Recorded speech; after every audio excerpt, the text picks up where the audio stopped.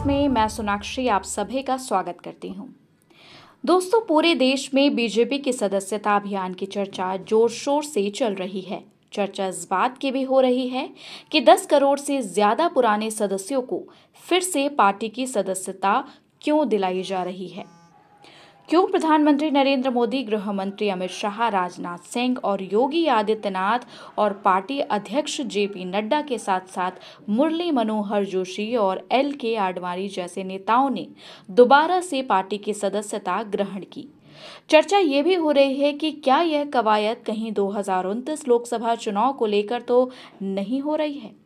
क्या BJP PM Modi को चौथी बार प्रधानमंत्री बनाने का प्रयास अभी से ही शुरू कर दी है। दोस्तों, बीजेपी के वरिष्ठ नेता श्याम जाजू कहते हैं कि काल सापेक्ष परिणामों के बाद पार्टी जब चलती है तो दूरगामी काम करती है। जैसे जैसे पार्टी बड़ी होती जाती है, इसमें ये परिवर्तन होते रहते हैं। इतने लोग पार्टी में आना चाहते हैं, उन सब लोगों को शामिल करके पार्टी को आगे बढ़ाना है। खास बात यह है कि इस कवायद से पार्टी के कार्यकर्ता भी मैदान में उतरकर आक्रामक संपर्क करते हैं।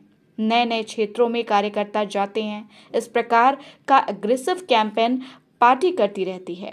इससे पार्टी में जीवंतता और जोश आता है। साथ ही नए नए लोगों को भी पार्टी में आने का अवसर मिलता है। बीजेपी को करीब से जानने वाले वरिष्ठ पत्रकार और राजनीतिक विश्लेषक हर्षवर्धन त्रिपाठी कहते हैं कि यह सामान्य प्रक्रिया या मॉरल बूस्टअप नहीं है, यह एक गंभीर एक्सरसाइज है। आपको बता दें कि बीजेपी कैडर वाली पार्टी है। कैडर वाली जो भी पार्टी होती है वह सदस्यता करती है। भारतीय जनता पार्टी का पूरा कार्यक्रम और नीति उन्हीं सदस्यों के लिहाज हैं। कम्युनिस्ट पार्टी भी कैडर बेस पार्टी है, लेकिन कांग्रेस को आप कभी भी कैडर बेस पार्टी नहीं कह सकते, क्योंकि कांग्रेस सदस्य के तौर पर उस तरह से लोगों को नहीं जोड़ती है और जैसे बीजेपी जोड़ती है। बीजेपी इसलिए टिकी रहती है और दूसरी पार्टियां साफ हो जाती हैं।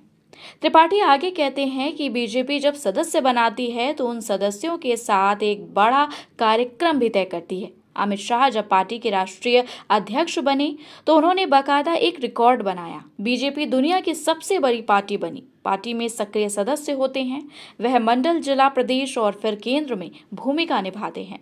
भारतीय जनता पार्टी में आज तक राष्ट्रीय अध्यक्ष का चुनाव नहीं हुआ। इसकी कभी जरूरत नहीं पड़ी, सर्वसम्मति से हो जाता है। इसमें लोग कह सकते हैं कि सर्वसम्मति से होता है तो लोकतंत्र नहीं है, लेकिन इसमें बड़ा सीधा सा नियम है। किसी भी एक व्यक्ति के पक्ष में 50% राज्यों से उसका प्रस्ताव नहीं आएगा, तब तक वह नहीं बन सकता है। वरिष्ठ पत्रकार और राजनीतिक विश्लेषक अवधेश कुमार कहते हैं कि भारतीय जनता पार्टी के जो भी सक्रिय सदस्य हैं वे जीवन भर रिन्यू कराते ही रहते हैं। अगर कभी छूट जाता है तो लेट से भी जाकर करा लेते हैं। पार्टी में आजीवन सदस्यता का भी प्रोविजन है, लेकिन मुख्य तौर पर सक्रिय सदस्यता अहम है। यह एक रिन्यूअल प्रक्रिया है जिससे पता चलता है कि कार्यकर्ता जीवित है या मर गए हैं या फिर दूसरी पार्टी में तो ना चले गए हैं।